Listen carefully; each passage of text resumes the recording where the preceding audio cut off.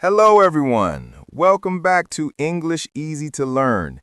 In today's lesson, we are going to talk about one of the most important topics for English learners, 5 very common mistakes people make when speaking English and how to fix them. Whether you're a beginner or an intermediate learner, I'm sure you'll recognize at least one of these mistakes. So listen carefully, repeat the examples out loud, and by the end of this video, your spoken English will already sound more natural and confident. Let's start with the first one. Mistake number 1 is forgetting to use S or ES with he, she, and it. Many learners say things like, he go to school every day, or she play the guitar. These sentences are easy to understand, but they are grammatically incorrect. In English, when the subject is he, she, or it, we must add S or ES to the verb in the present tense. So, the correct way to say it is, he goes to school every day, and she plays the guitar. It's a small change, but it makes a big difference. You don't say, they goes, or I goes, only he goes, she goes, or it goes. This is one of the simplest mistakes to fix, but it needs practice. Try repeating sentences out loud like, he works hard. She speaks English well. It rains a lot here. The more you practice, the more natural it will become. Mistake number 2 is saying, I am agree, instead of, I agree. This is a very common one, especially among speakers of languages that use to be before expressing an opinion. But in English, agree is already a verb. We don't need am, is, or are before it. The correct sentence is, I agree with you, not I am agree with you. Similarly, we say, I disagree, not I am disagree. If you think about it, you don't say, I am understand, right? You say, I understand. It's the same rule here.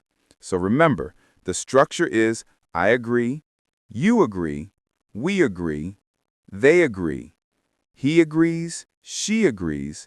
Keep this in mind next time you want to express agreement with someone. It's a small but important change that makes you sound much more natural and fluent. Now, mistake number 3 is overusing the word very. Many English learners use very all the time. Very good, very nice, very beautiful, very big. It's not grammatically wrong, but it sounds repetitive and less expressive. Native speakers often use stronger, more specific adjectives instead of always using very. For example, instead of very good, you can say excellent. Instead of very nice, you can say wonderful. Instead of very beautiful, you can say gorgeous. Instead of very big, you can say huge or enormous. Instead of very small, say tiny. Expanding your vocabulary this way makes your English sound more advanced and natural. So next time you want to say something is very interesting, try fascinating. Instead of very tired, try exhausted. These small changes show that you have a better command of the language and make your speech more colorful and expressive. Now let's move to mistake number 4, confusing since and for. This one can be tricky, especially for people who are learning present perfect tense. Here's the rule. Use since when you talk about the starting point of an action, and use for when you talk about the duration or how long something has been happening. For example, I have lived here since 2015 means you started living here in 2015 and you still live here now. I have lived here for 8 years tells us the length of time. So remember, since goes with a specific time or date, and for goes with a period of time. Wrong. I have lived here for 2015. Correct. I have lived here since 2015. Wrong. I have lived here since 8 years. Correct. I have lived here for 8 years. Once you understand this pattern, it becomes much easier to use correctly. A good trick is to ask yourself, can I replace this phrase with a number of days, months, or years? If yes, use for. If it's a specific date or event, use since. Now let's talk about mistake number 5, saying I didn't went instead of I didn't go. This is a classic mistake, and it happens because learners try to use the past tense twice. But in English, when we use did or didn't, the main verb stays in its base form. For example, we say I went in the past simple, but I didn't go when it's negative. So, she saw the movie becomes she didn't see the movie. They ate lunch becomes they didn't eat lunch. We knew the answer becomes we didn't know the answer. The past tense is already shown by didn't, so you don't need another past tense form. Only one past marker per sentence. Remembering this simple rule will help you avoid one of the most common spoken English errors. Now that we've covered the main 5, let's add one bonus tip: pronunciation and rhythm. Many learners focus only on grammar and vocabulary, but spoken English is also about rhythm and stress.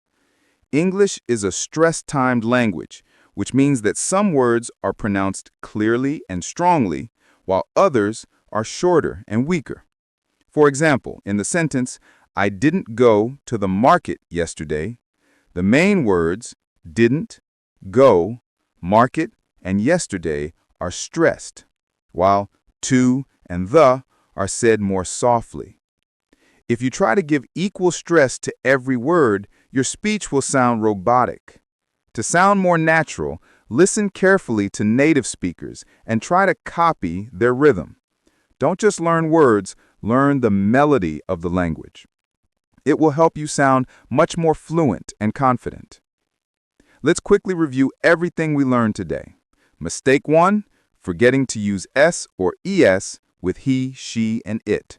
Mistake 2, saying I am agree instead of I agree.